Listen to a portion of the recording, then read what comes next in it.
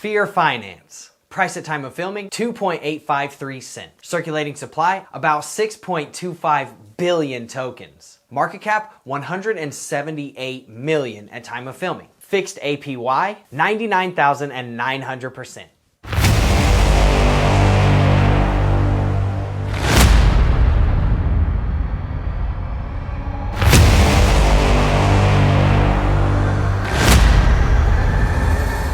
So you may be asking, what is Sphere Finance? Sphere Finance is an automatic staking and auto compounding protocol on the Polygon network. It has a 99,900% fixed APY. That equates out to about 1.91% APY or ROI on your coins per day. The rebase rate is about 0.0394% per rebasing period. They say that they make their money through steady investing and smart yields. Essentially what they're looking to be is a crypto type of S&P 500 index fund. Sphere says that it aims to become a token whose inherent value represents the power of the strongest governance tokens in the entire cryptosphere. Governance token acquisitions are meant to turn these Sphere token holders into proxy governance holders of the other protocols. Sphere's main aim is to black hole all of these governance tokens into their treasury. Now, you may be asking, like, what is a black hole? What does that mean? It essentially means exactly what you would think it means. The tokens are held in the treasury and they are not sold for what you would consider to be quick gains. They are held permanently by their mechanisms. One is called a vote escrow.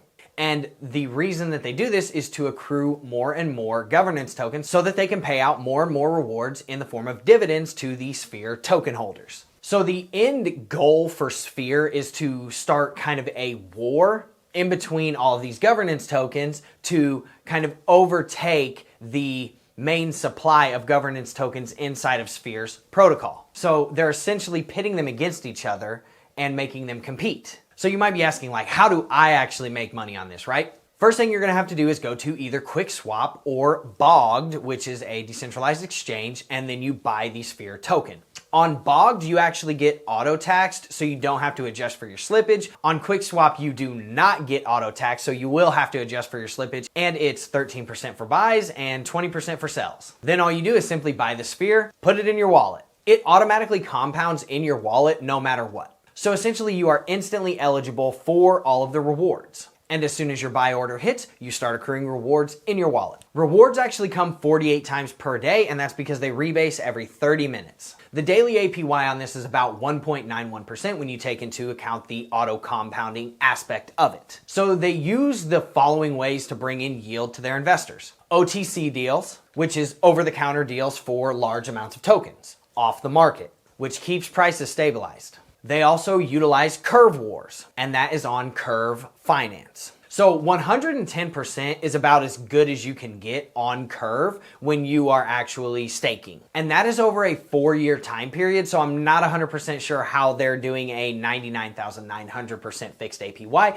Oh yeah, it's the new investors. But we'll get into that in just a little bit. So Curve is a yield protocol where you lock up your coins for a certain amount of time and you get a yield because of it. Obviously, as I stated earlier, there's a 4-year lockup period if you want to get the best ROI. What Curve does is it dramatically reduces price slippage, and Curve trades in stablecoins. Then another way that they bring in money is through convex wars, which that is on Convex Finance. And again, it's kind of a reiteration of what I was just talking about with Curve, 110%. The only difference is that on Convex, to achieve the highest yields, you do not have to lock your tokens up for an entire 4-year period. So that's actually good news. So again, if you're only making 110%, how are you paying out 99,900% fixed APY for every single investor? New investors and the taxes that come along with it. So essentially what Convex does is it fixes that entire 4-year vesting period where you have to lock your tokens up, and you also don't have to have a bunch of Curve tokens in your wallet like you have to on Curve in order to be able to get the highest yield. So Solidly is another way that they bring in money, and that is actually a decentralized exchange. Then they have 2 other ways of bringing in money. One of them is protocol partnerships, and the other are multi-chain investments. So here's the basic tokenomics behind Sphere. The buy tax is 13% and the sell tax is 20%. Now the sell tax can be raised up to 25%, and it actually can be raised a little higher than that, but that's all up to a community vote. The one thing that I do like about this is that even if you do vote to bring the taxes up, it can always go down after that. It is not fixed. It does not just get stuck there, so that's good. So 2% of all of these fees go into the burn wallet and the tokens get burned. Out of circulation forever. 3% of buys and 5% of sell fees go directly to the treasury. The treasury obviously uses the profit to mint more Sphere, and then they distribute that out in the form of dividends and rewards to the Sphere holders. Now here's the thing that I found a little odd about this is Sphere touts itself as being deflationary. But when tokens are being minted, if they are being minted faster than they're being burned, that is not deflationary. That is absolutely inflationary. So just keep an eye on how much is being minted over here comparatively to how much is being burned over here. So the treasury is actually used for quite a few different things. It funds cross-chain endeavors. It funds governance acquisitions like Curve token or Convex token, high risk plays, which they call the degen plays. And I get that, but it should only be a small portion of your portfolio, which is what they're quoting it is. Then there's venture capital funding, OTC deals, and then there's two other things that it does, but they will also always be voted on by the community, and that is fund development of the protocol and fund marketing. Now, the liquidity pool gets 5% of buys and sells. Now, the RFV, which they tout as a way to keep the coin price stable, gets 5% of buys and 10% of sells. They have a mechanism that stops whales from dumping. So you can only withdraw $10,000 worth of Sphere per hour, and that is to prevent price manipulation. So I do like that. I think that's an absolutely great idea. And you can only sell 1.5 million Sphere at any given time. And that's about $43,000. So that's good too. There's also a tax on transfers if you want to transfer your Sphere from one wallet to another. That tax is 13%. Now, to support that 1.91%, what do they have to do? Essentially, they have to mint new tokens. For every 100 tokens that a shareholder holds, they need to have 1.91 tokens in the rewards pool in reserve every single day to pay that investor. Now, for this to happen, they need to bring in the same amount of MAI, as they have in USD value of Sphere. So there's also another mechanism that they utilize to keep whales from selling off, and that is a dynamic sell tax. So for every 1% total of the liquidity that you hold, the LP, you have to pay 5% extra on top of your sell fees. This goes from all the way from 5% up to 70%. So that means if you have 1% of the total LP that you have to pay 5% extra on your taxes. This goes all the way up to 70%, where if you hold 14% or more of the LP, you're getting taxed 70% extra. So essentially you're not gonna be able to make any money if you hold that big of a bag. So they stake their tokens on Convex and Curve and SushiSwap and all that good stuff. None of these protocols pay out more than 100 to 200%. At best. So it doesn't substantiate the APY that they are quoting. Now, I realize that some governance tokens get dividends, but let's be real, they're not going to be 99,900% in dividend. So essentially what's happening is the new investors are paying the old investors. New tokens are minted in order to pay the rewards, but again, as I stated previously, make sure that they're not minting tokens faster than they're burning the tokens, because if they are, that is inflation.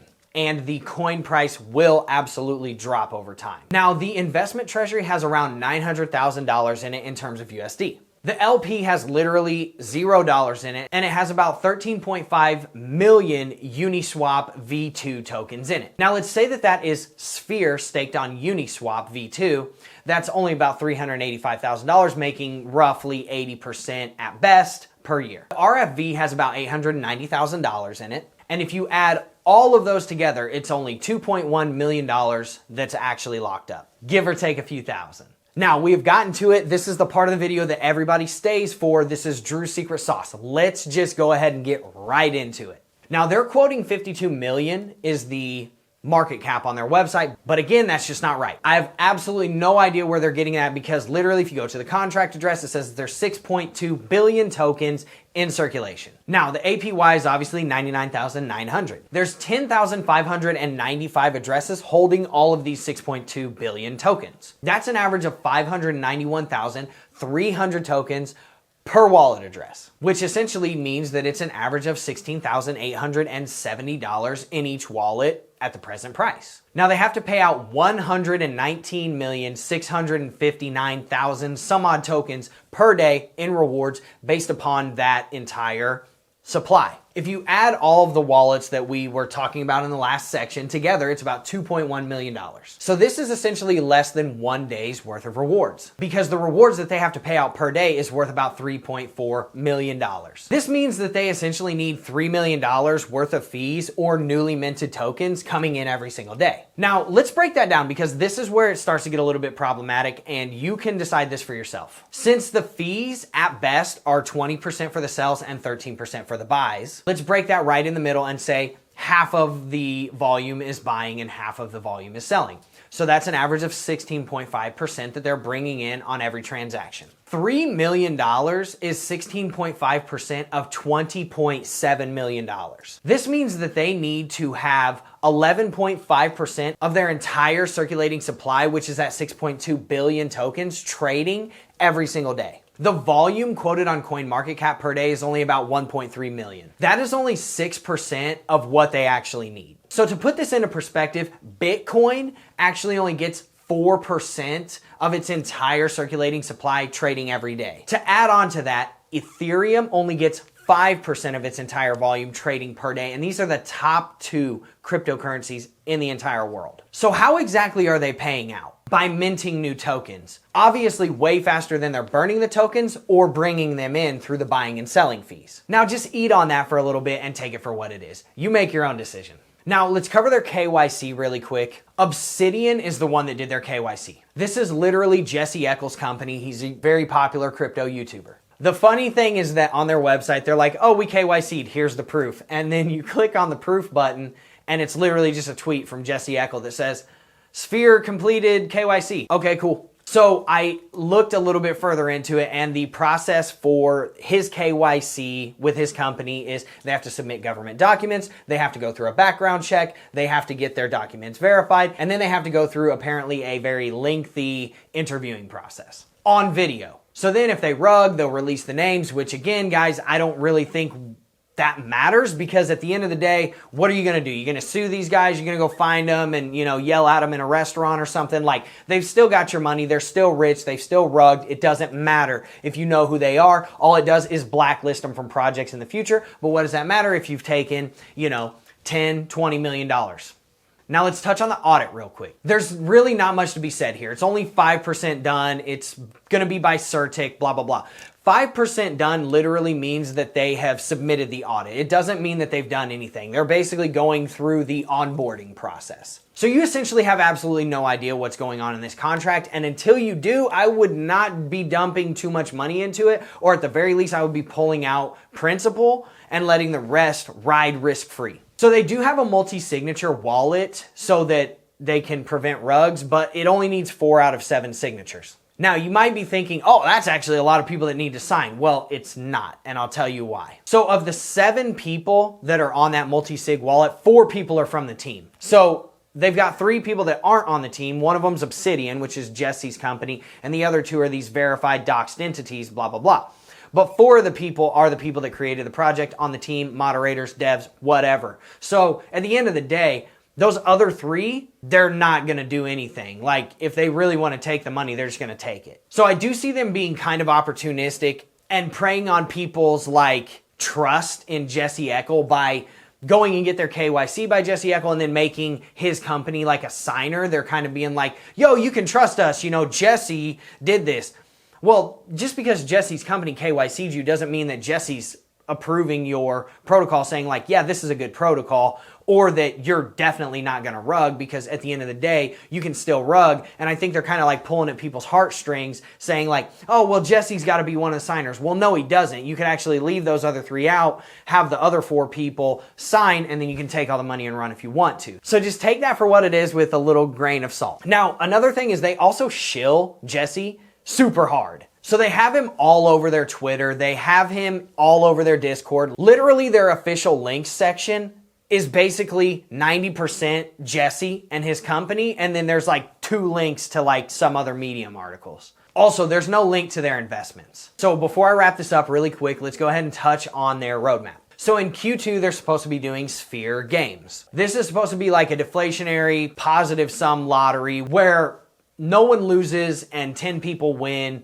every 3 days. We've proven it's not going to actually be deflationary, so that claim is kind of like null and void in my opinion. Just watch the circulating supply or the total supply in the app and then see how many tokens that grows by compared to the volume that's traded on CoinMarketCap every day. And you'll be able to see that they're actually minting way more tokens than they're bringing in fees and burning. So just beware of that. Then they're supposed to be doing, the 2.0 dashboard, the 2.0 marketing campaign, the black hole, the gravity bridge, the bridge from Binance to Polygon, something called quantum liquidity, further governance acquisitions, binary rebase, Dyson version 2, galactic bonds, allowing big bag holders to exit with a lesser tax, and then wormhole zapping. So it's a lot of like jargon, but if you want to go into the Discord and ask them what all those things mean, have at it. Then in Q3, they're going to do my favorite thing, which is NFTs with utility. And again, if everybody creates an NFT, it's no different from anybody else's, and it actually devalues the entire market. And then they're going to incentivize other protocols like the governance tokens to participate in Sphere Wars. Now, with all that being said, I do think this is a step in the right direction for like auto compounding and auto staking protocols. I do think this one is better than most, but until that contract comes out, you have no idea what's in it.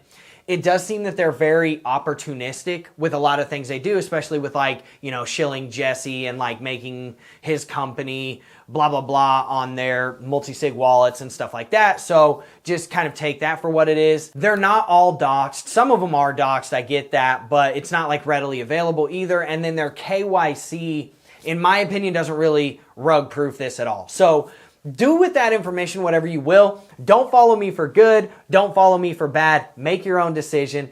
I appreciate everybody showing up to the video. I can't wait to get into the next protocol. I can't wait to see you on the next video. Thank you for all the engagement. If you got any value out of this, make sure you smash that like button, hit the subscribe button, bang on that notification bell, comment anything that you want in the sections. And please, guys, search my old videos before you comment project, because chances are I might have already made it. So check out what I've already made, watch the old videos, show up for the new videos. I'll see you there, and I thank you so much for showing up. Have a good day, everyone.